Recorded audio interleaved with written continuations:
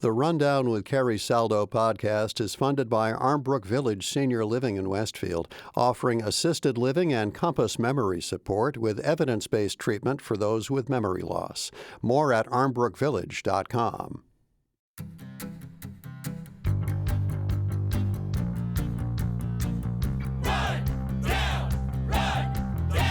This is The Rundown, your weekly news and review from Western Mass. I'm Carrie Saldo. It is Friday, March 21st, and I wore green on Monday to avoid that pinch from the St. Patrick's Day leprechaun, and learned that I think that's folklore that's falling out of fashion. People looked at me like I was nuts. They didn't know that little piece.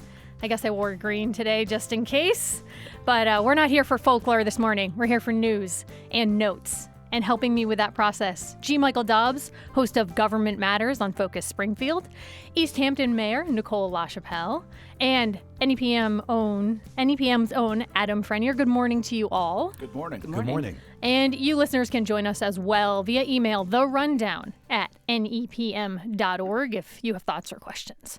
Later in the show, it's budget season, and public school district leaders are in the thick of that process. How might that impact your community? We will discuss. And almost 10 years since recreational marijuana was legalized in Massachusetts, regulations for cannabis cafes still are not finished. Where does that stand? Stay with us to find out.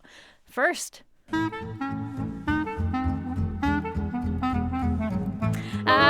who doesn't love a roadshow? A little music from Antiques Roadshow there. But it wasn't antiques on the mind of Governor Maura Healey this week. No, it was something far more scintillating. It was roads and bridges. Earlier this week, Healey was in Lenox, Beckett, and Springfield on her so-called Transforming Transportation Roadshow. Here's the Berkshire Eagle's Heather Bello reporting, quote, "The initiative will earmark $8.4 billion for roads, bridges, and culverts, with an emphasis on climate resilience meant to fortify towns and cities against changing weather. The money also will stabilize the finances of the Massachusetts Bay Transportation Authority, the MBTA, and invest in projects like West-East Rail. Of that money," she told reporters, $200 million will flow to culverts and small bridges. And it will all happen without raising taxes. Healey said the money will come from the fair share surtax, or that millionaire's tax, that charges 4% on taxable income over $1 million.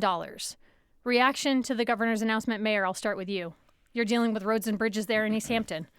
Thrilling. I can't, I never thought I'd say thrilling in talking about culverts, but it's a very real need. Climate change makes it even more urgent. Right now you drive through East Hampton, any Western Mass town, and the potholes are as deep as they've ever been, and our past materials, the cold patch and whatnot, just simply don't work anymore. So we really need a more intensive intervention, and that road show was really welcome. Yeah, the cold patch drives me nuts because it just sticks to your car and bungs around on the undercarriage the second it's laid out, in my opinion. Mm-hmm. It's just a giant waste of money. This earmarking for schools and transportation was among these points of contention when this so-called millionaire's tax was proposed, and there was a lot of back and forth concerns that the money wouldn't actually be allocated to such projects. Point for government here, Adam and Mike, the fact that we're seeing Governor Healey roll out and say, hey, we're going to use this money on transportation. Well, it's certainly an aggressive move by the governor and a priority of hers as she eyes another term in office. But I think the thing that I'm the most curious about, because I don't think there's any disputing that roads, especially in western Massachusetts and in particular rural communities, need to be upgraded, is the legislature going to go along with this? We have not seen the House or Senate versions of the budget. They often have different priorities amongst themselves and with the governor. And I'm very curious that going into an election cycle, will the legislature give Healey a victory here in terms of putting most of this into their respective budgets? We don't know, and sometimes the House and Senate don't agree, and we don't have a budget until August. So it may be a while before we find out. But, I think that's going to be, the political piece of this is going to be just as fascinating as finding out whether or not roads are going to get fixed up at a more rapid rate. That point you raise, Adam, that Governor Healey has said she's running for re-election. Mike, do you think we would have seen such a bold announcement were she not seeking re-election? Well, now, color me cynical. As we sit here in the beautiful NAPM studios next to Interstate 91, the viaduct, there's a reminder about how the state usually handles these things. They wait until chunks of concrete start falling off of a roadway before they say, "Oh, well, maybe we should help Western Mass out a little bit." I salute the governor for making this declaration. I agree with Adam that it's still just a declaration. It's an intent, and hopefully the legislature will see fit to go along with it. Well, and to your point about the sometimes slow walking of the money for these types of projects, we're seeing it come to fruition in the Berkshires. Heather Bello pointed out the Brookside Bridge, which was a repair project at the price tag of $3.5 million, is now at $50 million because it's been so long to fix. They now just have to replace the entire thing. Mayor LaChapelle, cynical on this side. Where do you sit? So one, I would say that the Healey administration rolling out such a package, sure, it might have something to do with re-election, but we saw similar legislative packages last year. I think it's the way that Healey Driscoll administration approaches things and does a lot of listening to folks around the state, especially in Western Mass. East Hampton has 4 bridges right now that are at risk of falling into the river. And we need money to fix those, started with simple repairs, and we're in the millions with no way to fund that. So I'm hoping Beacon Hill's listening. I mean, there was some progress on those bigger bills last session, and there is not a city or town in the Commonwealth that doesn't have some really expensive repairs to do, if not total replacements. We did hear Governor Healey underline that she's pledging to pay more attention to the Berkshires and Western Mass. Adam, not the first time we've heard this, and again, it is election cycle. What are your thoughts about that, or where we're sitting here? Well, I think, first of all, if you look at the governor's track record, there's a brand new soldiers' home being built down this road from here. That's a $400+ million project off the top of my head. And there's been other things, East-West Rail, which I know we're going to get into. That's another big priority. And the governor's been out here quite a bit in the last few weeks trying to promote what she's been doing with this transportation proposal. I think when it comes down to it, it maybe isn't the most intricate thing, but we all drive. We all have roads. We want them in better shape. And, I think it's it isn't the most attractive thing. We're not talking about high finance or, great debate over, social policy. But darn it, we need roads that are, not full of holes and not crumbling, and bridges that aren't about to fall into rivers. And, I applaud the governor for making it a priority because it's something that literally touches every resident of the Commonwealth. At the risk of digging us in too deep here, part of what Healey also discussed this week was a 50% increase every year in local money known as Chapter 70, and that's that money earmarked for these types of projects. And the formula, the way it has been reworked, it's going to be more favorable for places like the Berkshires and rural areas. Now, Mayor, I know East Hampton doesn't exactly qualify as rural, but are you always sort of struggling with the Chapter 90 money? How does that work for the city of East Hampton? Oh, yeah. I mean, we're looking at road management systems and lists to figure out what we're going to do, how to prioritize. But then on top of it, just something happens to let go, literally, on a road, on a small bridge, in a culvert, and all of a sudden that Chapter 90 money is shifted pretty quickly, and that maintenance activity goes yet again for another year. Well, Adam, you touched on it a moment ago. We are going to talk about West-East Rail. Jim Kinney of the Springfield Republican newspaper, the headline on the story: despite funding uncertainty under President Trump, Governor Healey says full steam for West-East Rail. Design work for track and station projects needed to make Pittsfield to Springfield to Boston passenger rail work proceeds despite worries that the Biden-era federal funding might not last in the Trump administration. Governor Healey told reporters this week, quote, "I'm going full steam." That's where the headline came from. Now, we can quibble West-East, East-West Rail. Were you surprised to hear Healey proclaim this, given that the federal funding being referenced exceeds $100 million, Mike? Well, yeah, we're in very uncertain times. I mean, anyone who's in any sort of municipal government position, much less state, we don't know what's going to happen tomorrow. We don't know what's going to be cut. I applaud the governor for making the statement.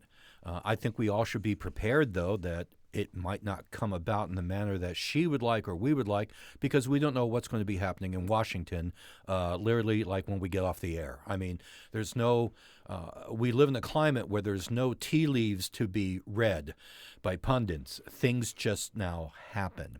So I congratulate the governor for talking about this. And I hope it comes about, because I really do think that we need this additional transportation resource for the 4 western counties. You know, and Jim pointed out in his reporting that this isn't hand-wringing, right? Like in California, we're seeing the Trump administration investigate and potentially claw back $4 billion, that's with a B, in federal funding for California's high-speed rail project. This proposal wouldn't be high-speed in western Massachusetts, but nonetheless, it's been on the books for a very long time. Interesting development in the story reported this week. The Daily Hampshire Gazette's Mitch Fink said that State Senate Republican Minority Leader Peter Durant of Spencer said that he's not a huge fan of West-East Rail, citing doubts over the project's cost-to-benefit ratio. Now, we've seen annual ridership estimates here vary, right? The first crack at those ridership estimates were quite low and people decried them, State Senator Eric Lesser among them. A second round of estimates puts that ridership at 469, what am I trying to say here? Carrie, get it together. Up to 720,000 annual riders, basically, on the rail. Is Senator Durant simply saying aloud what many lawmakers outside of Western Mass might be thinking, Adam? It's possible. You know, I haven't spoken to too many lawmakers outside of Western Mass, but certainly there are priorities in Eastern Mass that aren't the same priorities in Western Mass. So I think that's possible. And if you look at what's been going on in the eastern part of the state as far as transportation goes, the MBTA's gotten its fair share and then some. There's been so much work done on the subway lines. There's, I believe it's called South Coast Rail, that goes from Boston down to the near the Cape. You know, there's been some major transportation projects out there, you know, and hopefully the legislators who are not from Western Massachusetts understand that, you know, we need some transportation out here to get to Boston in a more efficient manner. I mean, if any of those legislators have tried to get out of Boston and come to Tanglewood, let's say in the middle of summer, and gotten stuck on the turnpike at 128, I think they'd be wishing for a train too. I will also say, Mayor Lachapelle, go ahead. I wanted to jump into I think the governor's statement, full steam ahead, is important. One, and we're going to talk about schools later. We need to lead and do things that are in the best way for our communities and for our state. But also the conversations we're talking about with Duran and other folks doubting the viability. We can have those conversations and do that like pre-project work, and we should. Let's get through those conversations.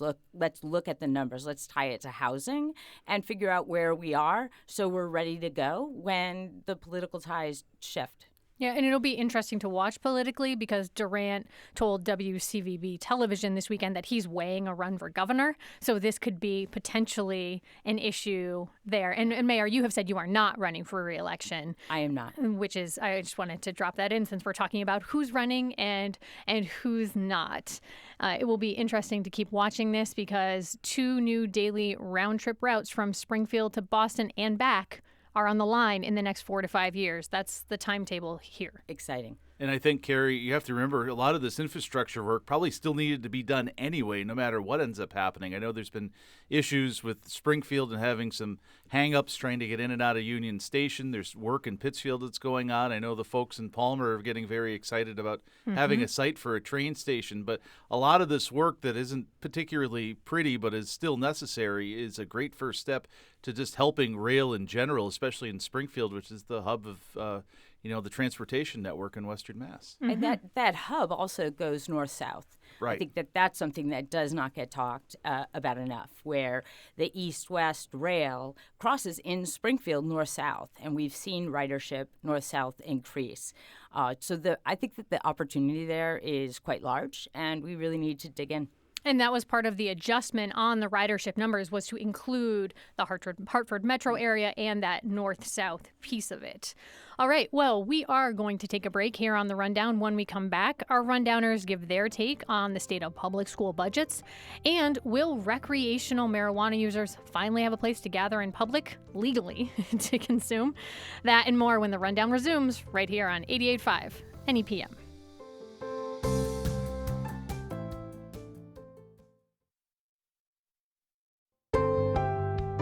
Welcome back to The Rundown here on 88.5 NEPM. I'm Carrie Saldo, joined by Mike Dobbs, Nicole LaChapelle, and Adam Frenier. We're going to talk about tight school budgets across many communities in Western Massachusetts. This as the Trump administration signed an executive order yesterday to begin closing the U.S. Department of Education. Select headlines from around Western Mass in regard to proposed school budgets. A first look at the Pittsfield Schools budget for fiscal 2026 suggests staff cuts, but officials are confident those can be avoided.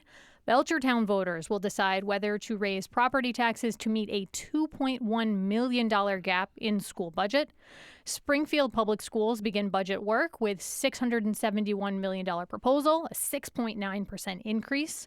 Northampton superintendent unveils 3 budget scenarios for schools next year. And we could go on.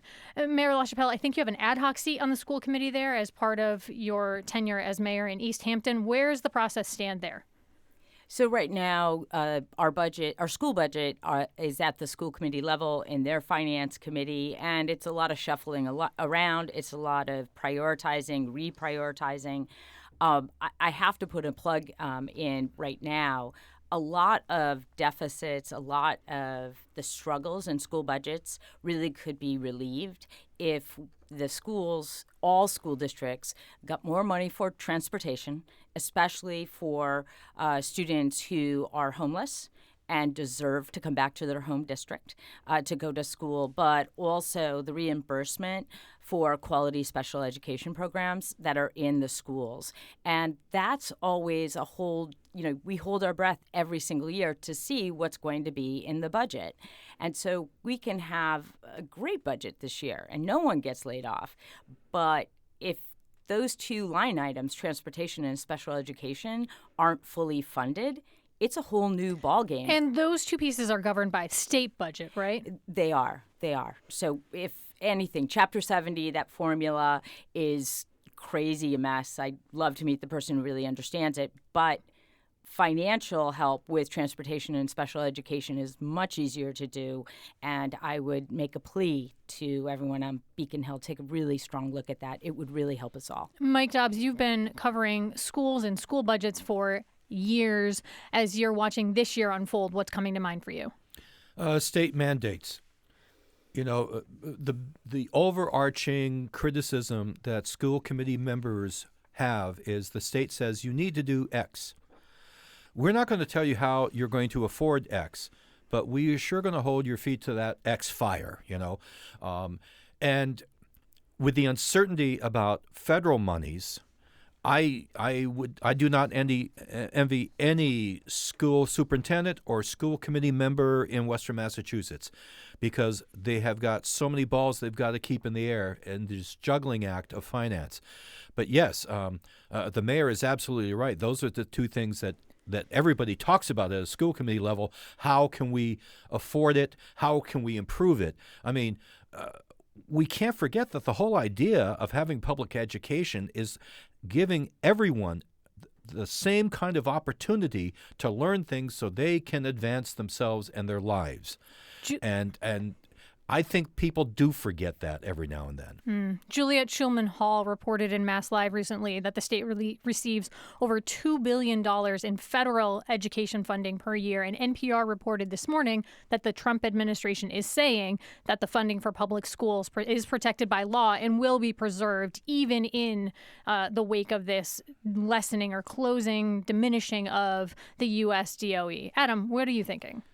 Well, I go back to the millionaire's tax or the surtax that we were talking about when it comes to transportation. It almost feels like that transportation and education may be competing for the same pot of money. And, that's a really difficult thing to try to prioritize because both are just so utterly important. So, again, as we see the budgets roll out of Beacon Hill, I'll be very curious to see if the priorities of lawmakers maybe are a little more toward education as opposed to transportation, but I have no way of knowing. And I think the other thing, Carrie, is, schools continue to struggle, school districts continue to struggle. Are we looking at a situation where further regionalization is on the table? There's many districts to the north and west of Springfield that are in places where populations are sagging. Does it make more sense to combine and have one central office as opposed to 2 or 3 and limit the number of buildings? I'm not advocating for that, but if things continue the way they're going financially, it may be something that they have to try to look at. Well, I agree. Yeah, and no, go ahead, Mayor. Yeah, I agree, Adam. I don't know if I'm a proponent or an opponent to regionalization, but we really have to take a deep dive because we are seeing exactly that duplication of struggles among districts. And when you say you hope the legislature might go transportation or education or other way, that's an unknown. For superintendents, what a massive unknown. It's something everyone struggles with. Yeah.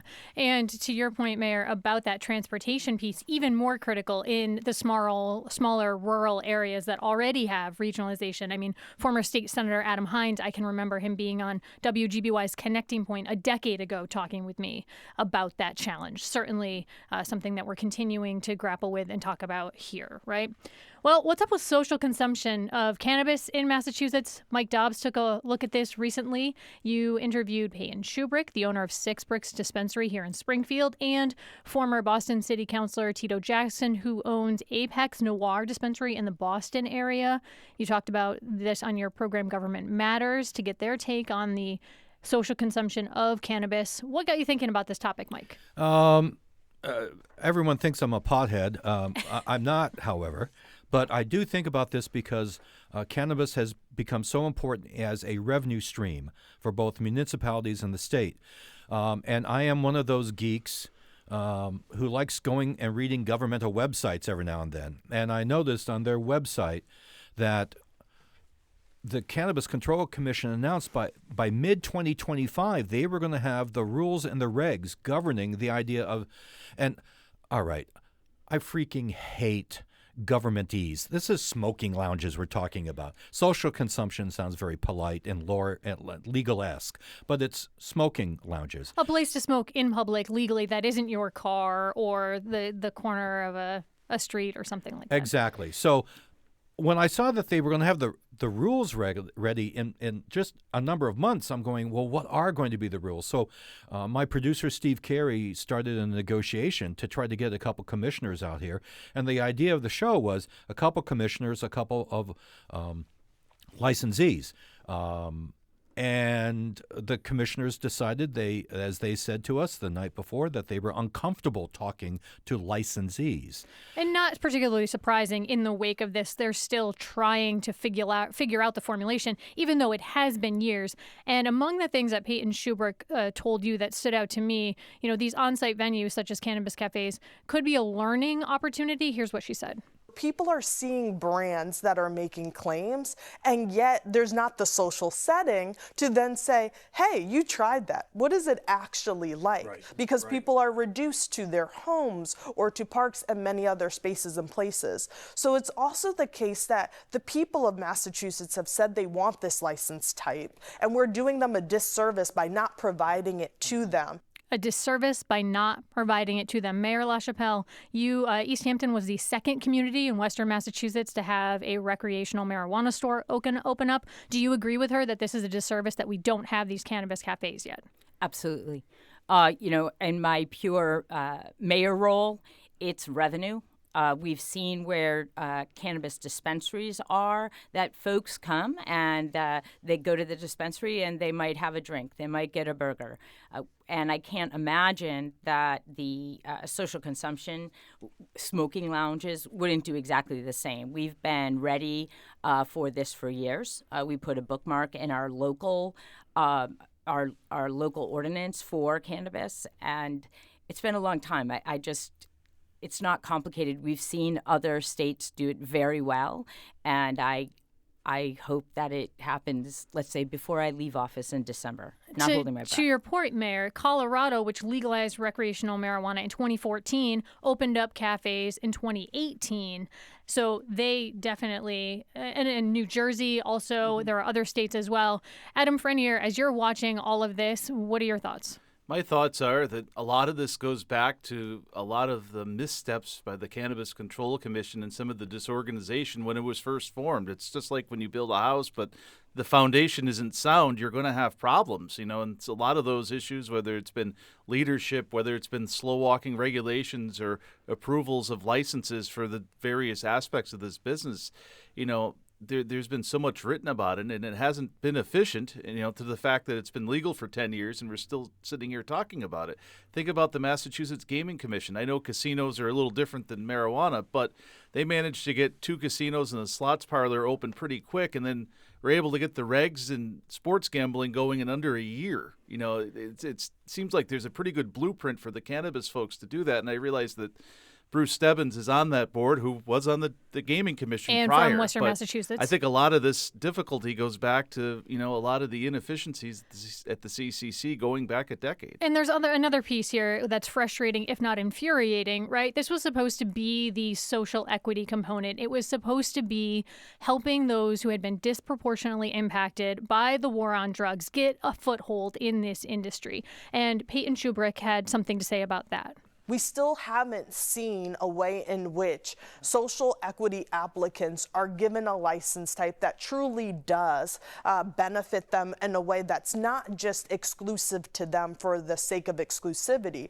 but provides them with a profitable path forward. And I do think that social consumption can get us there, but it's going to require a more proactive approach from the CCC versus reactive. Peyton Shubrick speaking there on Mike Dobbs' Government Matters. What do you think, Mike? Proactive versus reactive? Well, I think we have to be proactive. I think basically, unfortunately, there's an indication with government of being reactive because a lot of times we don't have the money or the insight to be proactive.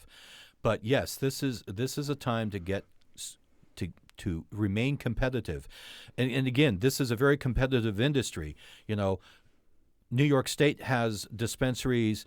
All of the states basically around us on our borders have got dispensaries. And cannabis was supposed to be something that was going to draw people to our area and, as the mayor noted, would have an ancillary spending advantage. So, yes, this is the time for them to pull on their adult pants and get their job done. Adam Friendly. And Mike, and Mayor, we've talked about the financial piece throughout this show, whether it's education or transportation. I just wonder at what point does the governor's administration or the legislature step in and try to change something with the regulatory body to try to get things moving again, to try to get some of the dispensaries opening again with an eye on trying to create more revenue, especially given all the uncertainty at the federal level. Well, I can't disagree. The other is, I remember with Cafe Vert so long ago. Which was a proposed social consumption site that never got off the ground. They were very eager to go at the very beginning. They had a great business plan. And back then, what the likening is this is like a microbrewery. And it really allows folks to enter a market with a much lower barrier and provide some creativity, that it wasn't some formula. And that just fits so well to Western Mass and the opportunity for revenue and for us to distinguish ourselves even more. Ice cream and microbrewery and social consumption. Well, we will see if the Cannabis Control Commission actually goes forward. According to their website, mid-year, they're supposed to have the social consumption site regulations out and there for the public to be using and hopefully opening up these establishments. We are coming toward the end of our program today. I want to thank G. Michael Dobbs, the host of Government Matters on Focus Springfield, East Hampton Mayor Nicole LaChapelle, and Adam Frenier, a reporter here at NEPM. The Rundown Anthem is by The Love Crumbs. Our director is Tony Dunn. Our board op is Phil Bishop. Our engineers are Kara Foster, Betsy Langto, Bart Rankin, and Chuck Dubé. Production support and digital is by IU Suryawan. Thoughts about today's show? Email therundown@nepm.org. It's St. Patrick's Day weekend, the parade's Sunday. Get out there, enjoy the day. I'm Carrie Saldo.